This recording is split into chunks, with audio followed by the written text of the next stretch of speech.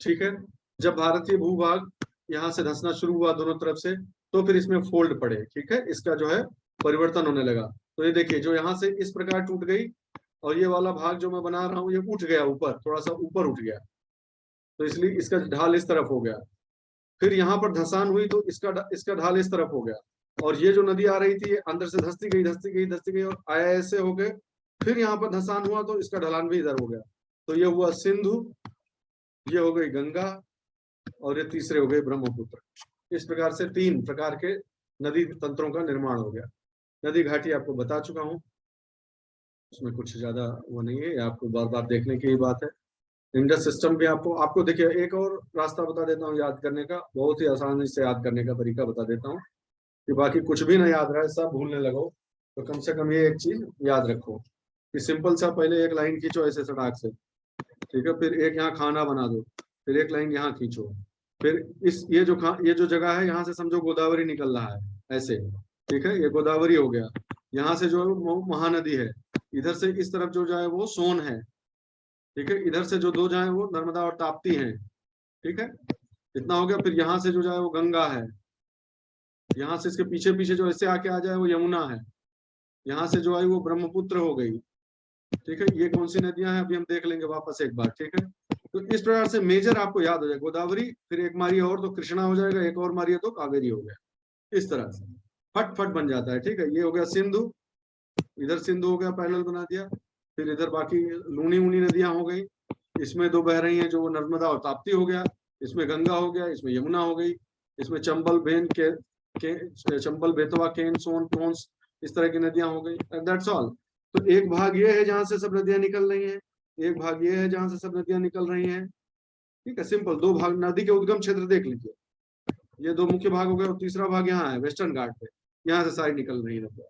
इतना तो कम से कम आप हमेशा याद ही रखें, इतना भी याद रख लेंगे तो बहुत सारे गेस करने में कम से कम आसानी रहेगी कि कौन सी नदी कहाँ से निकल रही है। इसके बाद सीधे चले जाइए, नदी घाटी क्षेत्र आप देख लीजिएगा, ये सबने कल कर लिया था इंडस, इसको बार बार नहीं कराऊंगा, उतना समय नहीं है, आपको मालूम है, बस इतना ध्यान रखिएगा कौन कहाँ से निकलता है, कहाँ तक जाता है, मुख्य नदी से कहाँ जाके मिलता है। सतलज यहाँ मिल रही है, फिर यहाँ मिल रही है, चेनाब यहाँ मिल रही है, झेलम और चेनाब यहाँ मिल रही हैं। ये बात आपको मालूम होना चाहिए, कौन किस पहाड़ी रेंज के बीच में से निकल रही है, और किसका सोर्स कौन सा ग्लेशियर है, ये जरूर आपको ध्यान होना चाहिए। उसके बाद गैंजेटिक सिस्टम में ये आपको याद रहेगा, आप हमेशा ध्यान रखिएगा इसको। धौलीगंगा, अलकनंदा, विष्णुप्रयाग बन गया, फिर अलकनंदा से नंदाकिनी मिला, नंदप्रयाग बन गया, फिर इससे अलकनंदा से जो है वो पिंडार मिली तो कर्णप्रयाग बन गया, इससे फिर मंदाकिनी मिल गई तो रुद्रप्रयाग बन गया, इससे भागीरथी मिल गई तो देवप्रयाग मिल गया, और गंगा से फिर यमुना मिल गई तो अपना प्रयागराज बन गया, ठीक है। गंगा का एक बार ठीक से देख लेते हैं भाई, कल आप लोगों की डिमांड थी कि गंगा एक बार ठीक से देख लिया जाए, तो एक बार अच्छे से देख लेते हैं। चलिए इसको बढ़ाते हैं थोड़ा सा। हाँ, अब मुख्य एक गंगा मुख्य बना देते हैं। देखिए ये है भागीरथी, यहाँ से चली है ऋषिकेश हरिद्वार से होते हुए, अब यहाँ कानपुर पे रुकी है थोड़ा, फिर ये देख रहे हैं आप अलकनंदा, इससे आके यहाँ से ऐसे मिली है, ठीक है, थोड़ा सा कम कर देते हैं इसको। ये फ्लो हमेशा ध्यान रखिएगा भाई, गड़बड़ाइएगा मत, ठीक है। फिर यमुना, उधर यमुनोत्री से आ रही है यमुना जी दिल्ली होते हुए, ठीक है। इस प्रकार यमुना में सबसे पहले कौन मिलता है, चलिए इधर से शुरुआत करते हैं। सबसे पहले कलर इसका थोड़ा दूसरा कर देते हैं, हाँ बोलते रहिए साथ साथ, कोई दिक्कत नहीं है, सब लोग बोलते रहिए। सबसे पहले आ रही है चंबल, चलिए चंबल आके मिल गए यहाँ पर, ठीक बात है। अब बताइए कि चंबल नदी की खुद की सहायक नदियां कौन कौन सी हैं, ये इतना हल्का सा याद कर लीजिए, बनास, काली सिंध, पार्वती, ठीक है, 3 ये ध्यान रखिएगा। आगे बढ़ जाइए, फिर चंबल थोड़ा आगे बढ़ी तो इसमें सिंध आके गिरी, सिंध, सिंध नहीं सिंध, सिर्फ दा है, दक्कन वाला दा। उससे फिर थोड़ा आगे बढ़ी तो बेतवा आके मिल गई, ठीक है। उससे आगे बढ़े तो केन आके मिल गई। आप थोड़ा देख लीजिएगा कि इनकी सहायक नदियां कौन कौन सी, मुख्य तो यही याद रखिएगा जो हम बात कर रहे हैं। यमुना यहाँ आके फिर गंगा जी से आके यहाँ मिल गई और बन गया संगम, इसमें यही हो ना तुम लोग, बहुत सारे लोग। जी सर। चलिए यहाँ से गंगा जी हो गई। अब गंगा जी आगे थोड़ा सा फिर ईस्ट की तरफ मुड़ी और वाराणसी, वाराणसी क्रॉस। उससे पहले हाँ, ये ध्यान रखने वाली बात है कि गंगा यमुना के संगम के बाद जो पहली नदी आके मिलती है वो कौन सी है? पहली बड़ी, हाँ पहली मुख्य नदी आके जो मिलती है कौन सा है वो? टोंस के बाद फिर वाराणसी पे आ गए। वाराणसी पे कौन आके मिलता है? गोमती। बिल्कुल सही बात, गोमती आके मिल रही है। देखिए ये है यस पूरा सर। गोमती का सफर। लखनऊ गोमती के ही किनारे है, जानते हो तुम लोग, ठीक है। अब इसको आगे बढ़ाइए, ठीक है। यहाँ से थोड़ा और आगे बढ़ाते हैं, गंगा जी और में पानी मिलता जा रहा है। फिर सोन नदी, बहुत महत्वपूर्ण नदी है ये, बहुत बड़ी नदी भी है। सोन यहाँ से आके मिल गई। सोन के बाद फिर कौन मिला? सर दामोदर। ये देखिए, ये वाली नदी देखिए, ये इस तरफ देखिए तो घाघरा। घाघरा को ही शारदा भी कहते हैं इस टुकड़े में, ठीक है। ये शारदा भी कहलाती है, ठीक है। तो शारदा जो है आगे चल के घाघरा बन जाती है, हमारे घर के पास में ही है उधर ही। फिर उसमें आके गोरख ऊपर वाले पूरे पूरी बेसिन से जो है वो राप्ती नदी आके मिलती है, ठीक है। तो राप्ती और घाघरा में आके समा गई, घाघरा बन गई। घाघरा आके सब यहाँ छपरा है ना, छपरा, हाँ तो छपरा में मिल सर गई। फिर सोनपुर के पास मिलती है ना? क्या चीज? ये सोनपुर जोन में मिलती है ना गंगा से घाघरा नदी? हाँ, छपरा और सोनपुर का जो इलाका है वहीं पे आके ये गंगा में जो है मर्ज हो जाती है, ठीक है। फिर आता सोनपुर पटना से थोड़ा पास में। एक किसका माइक है भाई?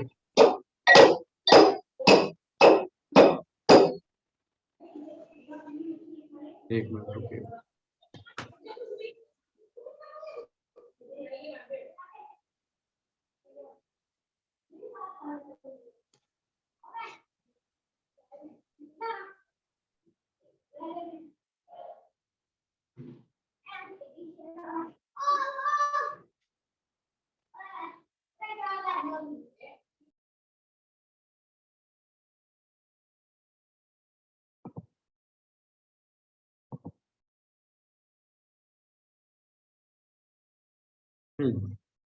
आगे बढ़ते हैं।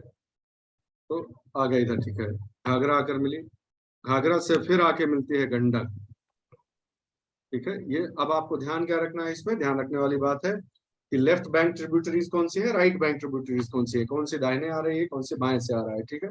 पटना, पटना के आगे फिर चलते चले जाइए तो कोई पूछे कि वो कौन सी जगह है जहां पर गंगा जी फिर से ईस्ट के बाद फिर से साउथ की तरफ मुड़ती हैं, तो भौगोलिक दृष्टि से पूछे अगर तो क्या बोलेंगे कि कौन सा इलाका होगा? राजमहल की पहाड़ियों के ठीक बाद जो गैप आता है, मालदा गैप, जो राजमहल और गारो के बीच का जो गैप है, समझिए। हाँ, तो राजमहल फिर जो एरिया है वो यही है, यहाँ से फिर वो नीचे मिल जाती है, ठीक है, मुड़ जाती हैं।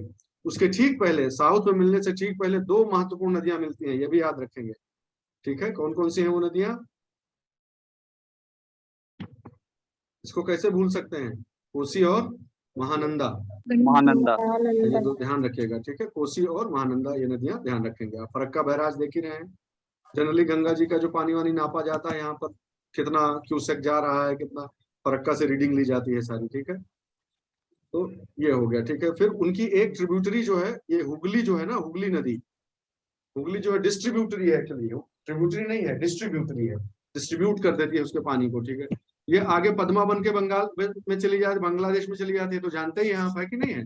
और एक भाग जो टूटता है, हाँ एक भाग जो टूटता है वो क्या है कि वो हुगली यहीं से हुगली बन के, हुगली नदी बन के इधर इस बे ऑफ बंगाल की तरफ चली आती है, ठीक है। और फिर देखिएगा कि आप कहाँ कहाँ जाके मिल रहा है, दामोदर और कसाई यहाँ जाके मिल रहे हैं। कोयल और रिहंद बांध सुना होगा आपने, रिहंद बांध, ये देखिए ये रिहंद नदी है, ये कोयल नदी है। ये चीजें ध्यान रखिएगा, बस बहुत ज्यादा इसमें नहीं, मैं रटने को नहीं कह रहा हूँ, एक दिमाग में बस आपके बैठ जाए कि भाई ये इस तरफ से आके मिलती है।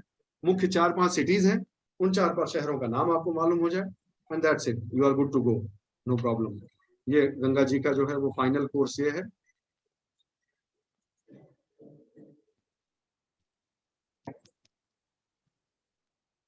यहाँ पर ये देखिए फरक्का से ये इस प्रकार से हुगली टूटी और कलकत्ता उसी के तट पे है, इधर निकल गई और पद्मा बन के ये बंगाल में इधर चली आई। और ये नदी जो ब्रह्मपुत्र है वो क्या बन जाती है?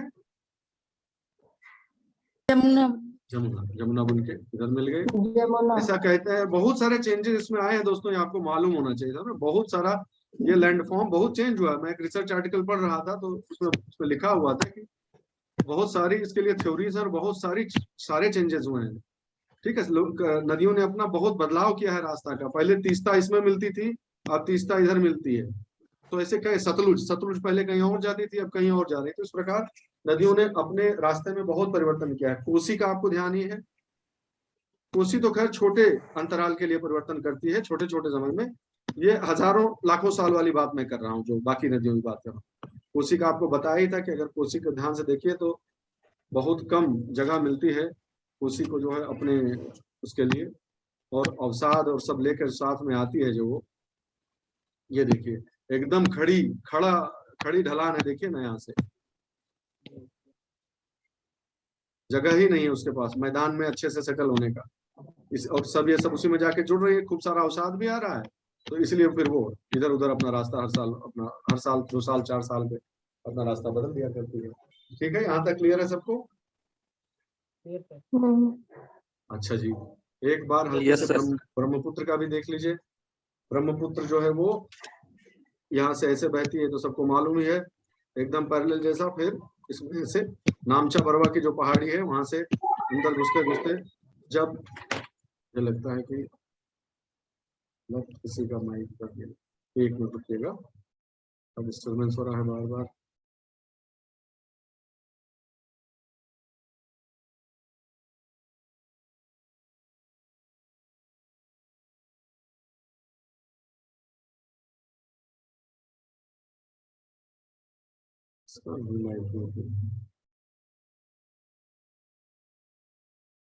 थोड़ा संभाल के देखिएगा, अपना अपना माइक म्यूट कर लीजिए भाई प्लीज, नहीं तो फिर बहुत डिस्टरबेंस हो जाता है, फिर पढ़ाने वढ़ाने की इच्छा नहीं होती। ये बात साफ साफ बता देता हूँ मैं।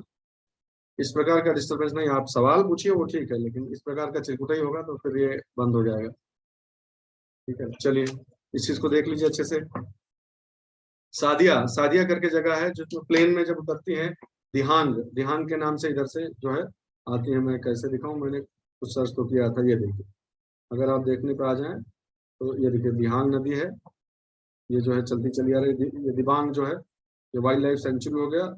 ठीक है, यही दिबांग बन के आ रही है। और सादिया वो जगह है, अगर आप देखना चाहें तो, जो कहा जाता है कि अब प्लेन में, मैदान में अब उतर आई। ठीक है, मैदान में इसका उतरना हो गया ब्रह्मपुत्र का। और इस प्रकार से फिर कौन कौन सी लोहित और सब सारी नदियां मिलती जाती हैं और धीरे धीरे आगे बढ़ती जाती है। बहुत सारी नदियां ऊपर से आती हैं, फिर से हिमालय से, यानी उसके राइट साइड से बहुत सारे, देखिए सारे टाइगर रिजर्व्स, बहुत इंपॉर्टेंट इंपॉर्टेंट टाइगर रिजर्व्स भी हैं। इस प्रकार से थोड़ा सा आप एक बार जरूर देख लीजिएगा। देखिए साक्टेन वाइल्ड लाइफ सेंचुरी है, मुख्य मुख्य जो है वो जरूर, आप रॉयल मानस पार्क है, ये देखिए मानस नदी यहाँ से आके ऐसे मिल जाएगी। ठीक है, संकोश नदी जो है वो उधर से आके मिल जाती है, आपको मालूम ही है, कल हमने बात की थी। भूटान से चल के जो है संकोश नदी आ जाती है, वो आके मिल जाती है। इस प्रकार से ये क्रम ये हल्का सा देख लीजिए और हल्का सा दिमाग में याद रखिए भाई। यहाँ से चले,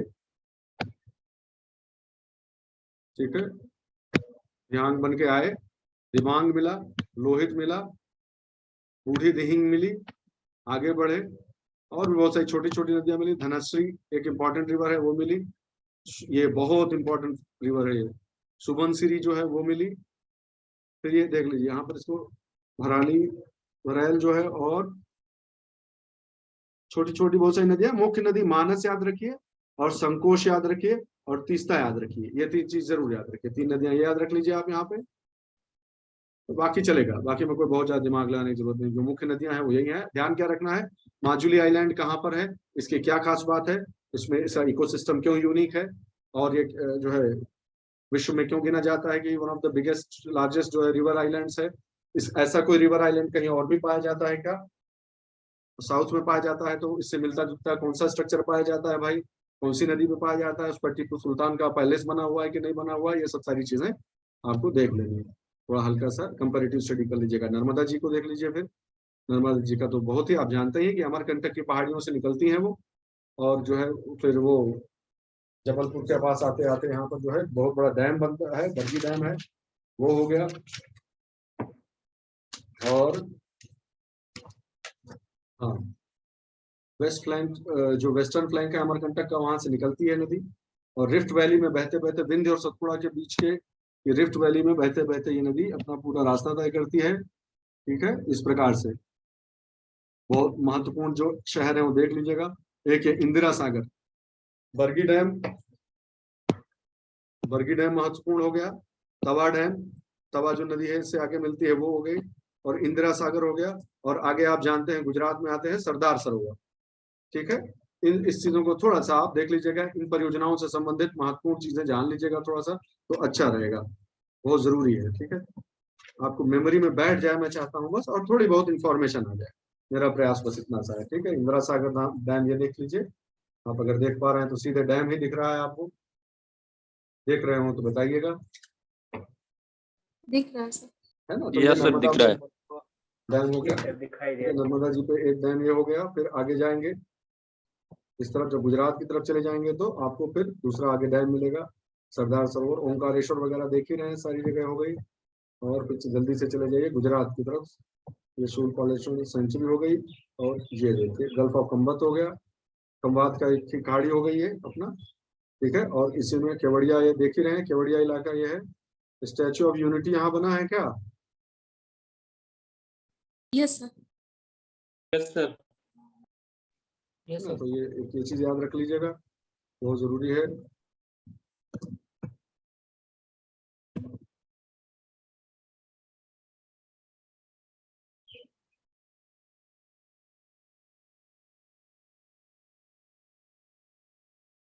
डैम के ठीक आगे स्टैच्यू ऑफ यूनिटी अगर आपको दिख रहा होगा तो इस प्रकार से इस पर भी बहुत बहुत ज्यादा जो है न्यूज में रहता है, तो थोड़ा सा रहिएगा सतर्क, तो ठीक रहेगा। इसके बारे में भी थोड़ा बहुत जान लीजिएगा, लोहा लक्कड़ कहाँ से आया है, कितनी ऊंचाई ऊंचाई है, पीसेस वगैरह में हो सकता है कहीं पूछ ले तो मालूम होना चाहिए। डैम आप देख रहे हैं, ये डैम हो गया आपका सरदार सरोवर हाइडल प्रोजेक्ट हो गया ये। ठीक है, हमने एक मानचित्र मैंने दे दिया है भैया, लास्ट में देखेंगे आप, वहाँ उसमें सब आ गया है सारा चीज, कोई जो है उसको उस हिसाब से स्टडी कर लीजिएगा। नर्मदा जी से संबंधित मुख्य जो चीज है यही बता देता हूँ, कल आधे में छूट गया था। जो नर्मदा और तापी जी जो दोनों चीजें हैं, जो दोनों नदियां हैं वो वेस्ट फ्लोइंग रिवर्स है। ठीक है, आखिर ऐसा क्या कारण है कि ये जो है वो डेल्टा नहीं निर्माण करती, डेल्टा का निर्माण नहीं करती? तो इनका मुख्य जो कारण है डेल्टा निर्माण न करना, वो 5 कारणों पर आधारित है, 4-5 मुख्य कारण है उसके होते हैं। ठीक है, एक तो ये होता है कि ये रिफ्ट वैली में बहती है, ये रिफ्ट वैली में बहने के कारण जो पहले से ही धंसान है, ये धंसान में बह रही है, तो जो अवसाद वगैरह वो लेके थोड़ा बहुत आती भी है। पहले तो ये इसका वैसे ही जो तल है वो अपने आप में कठोर है, तो अवसाद वैसे ही थोड़ा कम होते हैं, और जो होते भी हैं वो इसी रिफ्ट में जो है वो सारा वही तलछटी में वही बैठ जा रहा है, तो यहाँ पर आते आते जो है बहुत ज्यादा रह हुए नहीं जाता है। फिर स्पीड का जो है, स्पीड का फर्क पड़ता है कि एकदम से सरसरा के अगर घुस जाएगा तो डेल्टा नहीं बन पाएगा, डिपॉजिट नहीं होगा फिर अच्छे से, तो ये खड़ा ढाल भी है। फिर ठीक है, यहाँ पर जो रॉक्स वगैरह हैं वो भी इतना वाइड मुहाना नहीं बनाने देती हैं, बहुत टफ है। फिर जो है ग्रेडियंट हो गया, तो बहुत सारी चीजें मिलकर, इसलिए जो एनसीईआरटी में भी शायद दिया हुआ है, नहीं दिया हो तो पढ़ लीजिएगा उसको, 4-5 पॉइंट इसके तैयार कर लीजिएगा कि वेस्ट फ्लोइंग जो रिवर्स हैं वो डेल्टा क्यों नहीं बनाती हैं। फिर अरेबियन सी का भी थोड़ा सा योगदान कुछ वैज्ञानिक मानते हैं, भूगोल शास्त्री, वो कहते हैं कि वो जो है वो जो थोड़ा बहुत अवसाद जमता भी है वो ये वॉश कर ले जाता है अरेबियन सी। ठीक है, बहुत डीप है, तो सीधा खड़ा है, उतना बढ़िया से ग्रेडियंट नहीं बन पाता है कि ऐसे बन जाए और नदी अपना जो है डेल्टा बना ले, ये खड़ा है एकदम हाइट। ये सब भी कुछ कारण बनाए जाते हैं, इसलिए इधर जो स्ट्रक्चर बनते हैं उनको डेल्टा, वो डेल्टा नहीं बनते हैं, उनको एस्चुअरी कहते हैं। नर्मदा और तापी जो बनाती हैं वो एस्चुअरी बनाती हैं। ठीक है, और जो इधर इस तरफ की नदियां जो बनाती हैं वो डेल्टा बना ले जाती हैं, ये एक अंतर है, जाने रहिएगा। ये तापी नदी है ठीक उनके नीचे। ठीक है, तापी नदी को भी देख लीजिए, यहाँ पर जो डैम है वो उकाई डैम है। ठीक है, एक महत्वपूर्ण जो डैम यहाँ का है वो उकाई डैम है, बुरहानपुर से लेके इधर से आती है। ये बेतुल, जो बेतुल इलाका है मध्य प्रदेश का, बेतुल जो है ना, मुल्ताई और बेतुल, वहां से निकलती है और पूरा जो है रास्ता तय करते हुए इस प्रकार से आती है। इसका कितना परसेंटेज है ये भी आपको जानना चाहिए, आई थिंक एनसीईआरटी में ही दिया हुआ है, साफ साफ एकदम दिया हुआ है कि तापी का कितना भाई 80% के करीब जो है महाराष्ट्र में है, 15% एमपी में है, 6% गुजरात में। थोड़ा सा आइडिया होना चाहिए, पता चला इसी में फंसा दिया, कम से कम इतना तो जानिए, परसेंटेज नहीं तो कम से कम इतना जानिए कि सबसे ज्यादा कहाँ है, बस इतना जान लीजिए कम से कम, और सबसे कम किसमें है ये चीज। ये दो चीज तो आपको मालूम होनी ही चाहिए। महानदी देख ही रहे हैं, महानदी में सबसे महत्वपूर्ण, जब महानदी का नाम जैसे ही आवे, वैसे पहला नाम जो आपके दिमाग में आना चाहिए वो क्या होना चाहिए, ये देख ही रहे हैं आप, है ना। सबसे पहले नाम जो है महानदी का नाम आते ही आम आदमी के, हमारे आपके दिमाग में जो सबसे पहला नाम आता है वो है हीराकुंड का।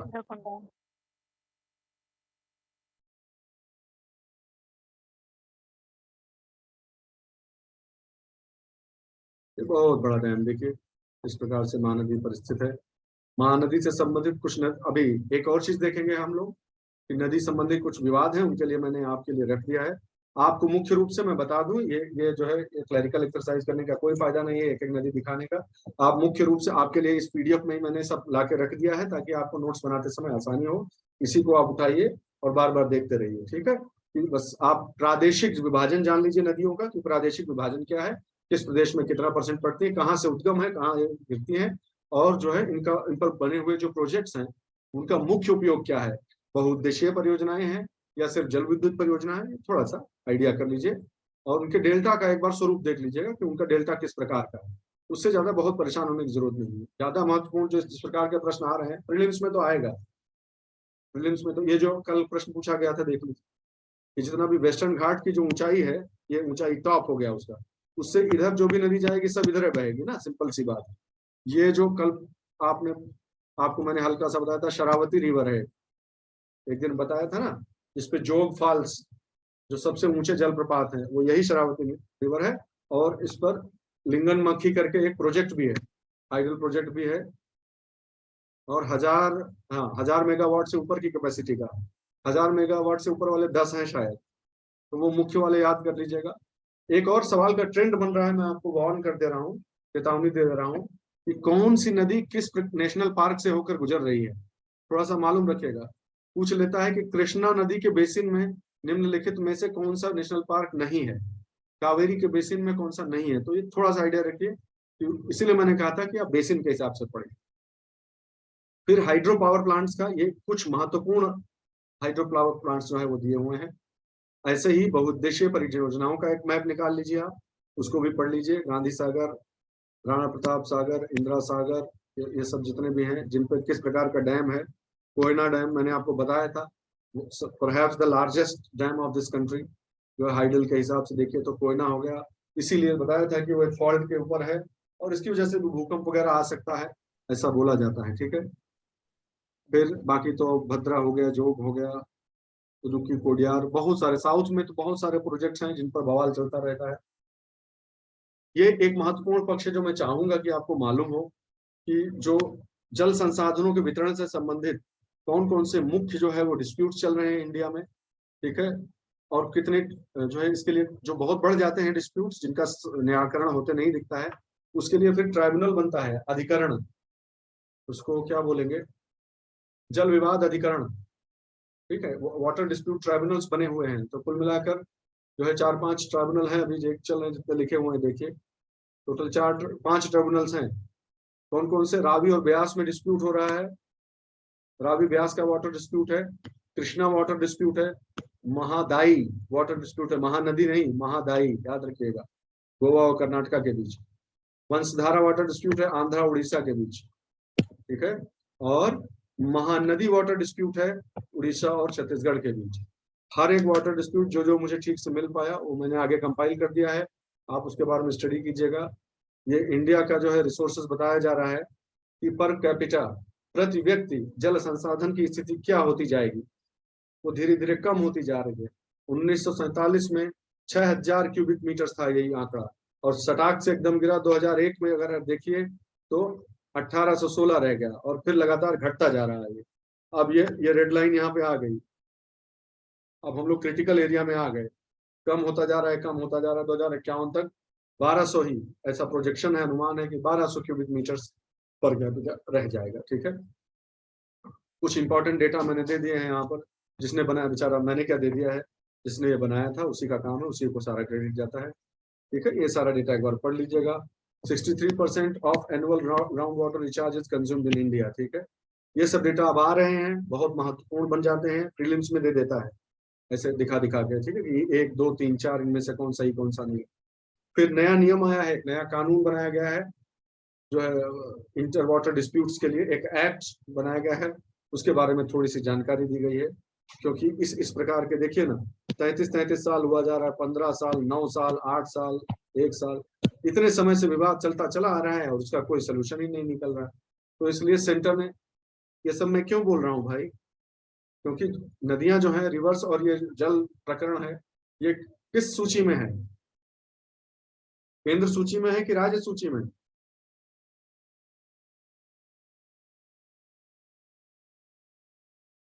हेलो, आवाज आवाज आ रही है? जी। अरे भाई, अगर स्टेट मैटर नहीं होता तो स्टेट्स में डिस्प्यूट क्यों होता आपस में? इसका मतलब स्टेट मैटर है ना, राज्य मामला है ये। तो इसीलिए अभी तक कुछ हो नहीं पा रहा था इसमें। अब क्या है, केंद्र ने, यूनियन ने उठा लिया जिम्मेदारी कि रुको हम बना देते हैं, कानून बना देते हैं ताकि जो है इसका निपटारा हो, बहुत दिक्कत आ रहा है, ठीक है। तो कुछ कुछ लिमिट्स मतलब कर दिए हैं कि भाई ज्यादा से ज्यादा इतने समय में आप फैसला कर दीजिए और इस प्रकार से ट्रिब्यूनल काम करेगा, ऐसे फंक्शन करेगा, ये सब चीजें बता दी गई। इंडस वाटर ट्रीटी आपने अच्छे से पढ़ लिया है, उस दिन बता दिया था मैंने, ये आप अच्छे से जान गए हैं। अंतरराष्ट्रीय संबंधों के परिप्रेक्ष्य से भी थोड़ा सा देख लिया है आपने।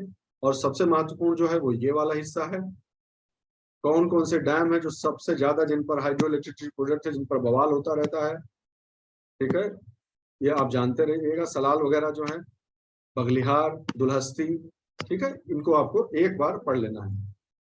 यूरी, ये उरी है, उरी तो आप जानते ही हैं सारा, ठीक है। इसमें जो है कितने प्रोजेक्ट्स हैं, कितने प्रपोज हैं, उतना रखने की जरूरत नहीं, लेकिन जिन पर सबसे ज्यादा बवाल इंडिया और पाकिस्तान के बीच हुआ है वो आपको जानना चाहिए। 60 साल पूरा हुआ है पिछले साल सितंबर में, और ये अब आपके सामने जो है प्रीलिम्स आ रहा है, तो हो सकता है कहीं से घूम घुमा के पूछ ले। रावी ब्यास रिवर डिस्प्यूट जो है वो ये है, ठीक है, ये चल रहा है। फिर एक सतलज यमुना लिंक है, काफी समाचार में रहा है काफी समय तक, सतलज सतलज यमुना कैनाल, इस चीज को जरूर देख लीजिएगा भाई। अलग अलग स्टेट्स में काम होना जो है झगड़ा चल रहा था, इसका काम पूरा करो, काम पूरा करो, ऐसा सुप्रीम कोर्ट हाई कोर्ट सब बोल रहे थे, ये जरूर देख लीजिएगा एक बार, सुप्रीम कोर्ट बोल रहा था, हाई कोर्ट नहीं, ठीक है। वाटर डिस्प्यूट्स जो है, ये पूरी एक समरी मिल गई मैंने, तो कहीं से लाके आपको दे दी कि आप एक नजर दें। इसी प्रकार कृष्णा नदी जो है, उसका उसके वाटर का भी डिस्प्यूट बहुत अच्छे से दिया हुआ है इसमें, कि झगड़े की जड़ क्या है, किसके किसके बीच लड़ाई हो रही है, कितना परसेंट कहाँ पे जो है वो जाने की बात हो रही है, सब कुछ इसमें दिया हुआ है। आप जरा सा देखेंगे तो आपको पूरा आ जाएगा, ये सब न्यूज आर्टिकल से कंपाइल किया गया है, तो आम आदमी समझ सके ऐसी भाषा में ये दिया हुआ है, ठीक है। तो ये महादाई प्रोजेक्ट जो मैं आपको बता रहा था, गोवा और कर्नाटका के बीच जो दिक्कत हो रही है, वो इस प्रकार से दी गई है। फिर महानदी वाटर डिस्प्यूट भी बहुत इंपॉर्टेंट है, उसको भी अच्छे से दिया गया। छत्तीसगढ़ से जो बवाल चल रहा है, दिसंबर 2016 में सुप्रीम कोर्ट में गया था उड़ीसा, ठीक है, उसका क्या डिस्प्यूट है, कितने किलोमीटर का मैटर इन्वॉल्व है, ये सब हल्का सा देख लीजिएगा। कावेरी तो आप जानते ही हैं कितने समय से डिस्प्यूट में रहा है, कर्नाटका के कोडागु से निकलती है, ये एक समरी हो गई। फिर 100 साल से भी पुराना जो चल रहा था बवाल, ये बहुत समय से डिस्प्यूट कुछ ना कुछ होता रहता था, ठीक है। उसके बारे में एक बहुत ही अच्छे से टाइम्स ऑफ इंडिया ने कंपाइल करके दिया है, मुझे बहुत अच्छा लगा, और ये लेटेस्ट डेवलपमेंट है तो उसमें हुआ है, ठीक है, वो भी मैंने दे दिया है आपको। और इस प्रकार से मुख्य मुख्य जो नदी डिस्प्यूट्स हैं वो भी आ गया। हाइड्रो इलेक्ट्रिसिटी पावर प्लांट और मल्टीपर्पज प्रोजेक्ट्स, ये करना आपकी जिम्मेदारी है। इतना करने के बाद आप कॉन्फिडेंट हो सकते हैं कि हाँ, नदी से संबंधित कुछ भी सवाल आएगा, एक या दो सवाल नदी से जोड़ के कहीं ना कहीं से आते ही हैं, या नदी या नदी बेसिन तो से संबंधित आते हैं, तो आप कर ले जाएंगे, इस कॉन्फिडेंस से आप कह सकते हैं। अब आप पूछिए, अगर कोई आपको प्रश्न या कोई जिज्ञासा हो तो आप पूछिए।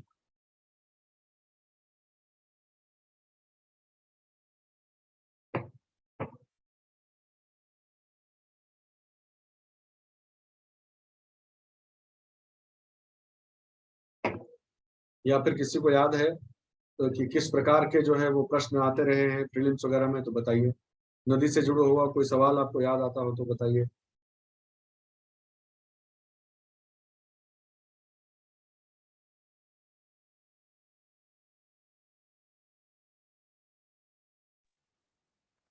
सर एक प्रश्न हमने बनाने का प्रयास किया था सर, गंगा नदी पे। हाँ हाँ प्रमुख शहरों को सर उत्तर से दक्षिण के क्रम में व्यवस्थित करें, जैसे कि सर कानपुर, पटना, वाराणसी और इलाहाबाद। इसमें सर जो पटना और वाराणसी है, इस सर बहुत नियरेस्ट स्थित है। सर ऐसे प्रश्न आ सकते हैं सर। हाँ बिल्कुल, जो कंफ्यूज करने वाले इलाके हैं, आसपास हैं, एकदम बाउंड्री पे स्थित हैं, वो बाउंड्री लाइन एरिया जरूर देख लीजिए। सभी प्रतियोगी परीक्षाओं का फेवरेट है वो, जितने भी बाउंड्री लाइन एरियाज होंगे कि थोड़ा सा ऊपर थोड़ा सा नीचे। फिर एक ये भी देख लीजिएगा, कहीं बहुत ही आसान, सबसे पहले यही नजर जाती है और इसलिए हम बहुत सरल समझ के इसको छोड़ देते हैं कि कर्क रेखा कहाँ से गुजर रही है, और जो स्टैंडर्ड इंडियन स्टैंडर्ड टाइम वाली लाइन है जो देशांतर, वो कहाँ से गुजर रहा है। लोग समझते हैं कि अरे ये अब नहीं पूछता ऐसा, लेकिन आ जाता है सवाल, अभी भी आ जाता है। देशांतर वगैरह, मुख्य शहर जो है वो कैसे कैसे स्थित है।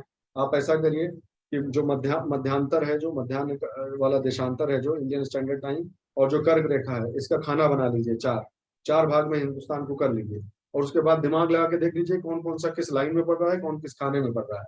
ये एक्सरसाइज कर लेंगे तो आपको बहुत ईजी हो जाएगा। हाँ ठीक है, आप क्लियर हो गया। इसे पूछा था ना कि दिल्ली के ठीक नीचे कौन है निम्नलिखित में से, ठीक उसी लाइन पे बेंगलोर है, हैदराबाद है, कोयम्बटूर है, इस टाइप का पूछा हुआ है सवाल। तो एक वो देख लीजिएगा। और वाटर डिस्प्यूट्स को बहुत ज्यादा डिटेल में न पढ़िएगा, सिर्फ इतना मालूम होना चाहिए कि कब से चल रहा है मैटर, कितना बवाल हो रहा है, कितने स्टेट्स इन्वॉल्व हैं इसमें, ठीक है। और अगर कोई लेटेस्ट फैसला हुआ है सुप्रीम कोर्ट वगैरह का या ट्राइब्यूनल का, तो वो आपको मालूम होना चाहिए, उतने से काम हो जाता है। और left bank right bank tributary जरूर जान लीजिएगा। जो मुख्य नदी तंत्र हमने पढ़े सबको, एक सिंधु हो गई, सिंधु के बाद सीधे उधर चले जाइए, ब्रह्मपुत्र हो गए, बीच में गंगा जी हो गई, फिर नर्मदा तापी हो गई, और फिर सीधे इधर आ जाइए नीचे, तीन जो नदियां हैं, गोदावरी जी और कावेरी जी और कृष्णा। इन तीनों की जो सहायक नदियां हैं वो जान लीजिए। नंबर 1 नंबर सहायक नदियां, दक्षिण से कौन, उत्तर से कौन, पूर्व से कौन, पश्चिम से आके कौन से मिल रहा है। और नंबर 2 ये कि किसकी बेसिन में, सबसे महत्वपूर्ण जो इग्नोर हो रहा है वो ये है कि कौन से नदी के बेसिन में कौन से महत्वपूर्ण जंगल और नेशनल पार्क्स वगैरह है। ये अगर आप जान लेंगे तो आपको बहुत हेल्प हो जाएगा। फिर चाहे जितना घुमा के पूछेगा आप थोड़ा सा बता ले जाए, ऐसा मेरा विश्वास। सर एक प्रश्न और था सर। हाँ यूएई के उत्तरी भाग के सर लेबनान का, उत्तरी भाग के थोड़ा सा हिस्सा सर लेबनान का आता है सर, या ओमान का सर आता है। हाँ हाँ सर जो यूएई है, हाँ सर जो उत्तरी उत्तरी उत्तरी उत्तरी साइड में सर, वहाँ पर यस सर ओमान का सर कुछ भाग पे कब्जा, ओके। जैसे सर हमने पढ़ा था ये चीज। ओमान की लेबनान उसी के उत्तरी नाम भाग से बोल रहे हैं ओमान ना आप? ओमान ओमान और ओमान सर यमन ओमान। नीचे हैं, ओमान और यमन नीचे हैं सऊदी अरब से, और ऊपर लेबनान है। जी। लेबनान, सीरिया, जॉर्डन, ये ऊपर के क्षेत्र में है। आप मैप नहीं सर, देखिएगा। जैसे जो यूएई है सर। अच्छा जी ओके सर, ये ओके, मैप में यूएई बोल देखिए रहे हो सर। आप? हाँ हाँ जी ठीक सर, है। जी सर, यूएई के ऊपर जो थोड़ा सा भाग है सर, मैंने पढ़ा था कि उस पे ओमान का कब्जा है सर। यूएई के ऊपर जो भाग है उस पर ओमान का कब्जा है। जी सर, जी सर, ये देखिए सर यहाँ पे अब। अच्छा अच्छा, आप मैप में कुछ दिखाना चाह रहे हैं, ओके। जी यहाँ, जी सर। जो अच्छा जो वो, सर ये यूएई का जो उत्तरी भाग है, मतलब हाँ समझ गया। आज खाड़ी में है सर, ओमान की जो खाड़ी है, हाँ तो वहाँ पे जाने पर सर ओमान का एक भाग पड़ता है जिसपे कि ओमान का अधिकार है। सर अच्छा क्या ये ओके सही ओके है? ओके, समझ गया मैं बात, ठीक है। तो इस संबंध में आप मतलब ये एक इंफॉर्मेशन बताना चाह रहे हैं या कुछ पूछना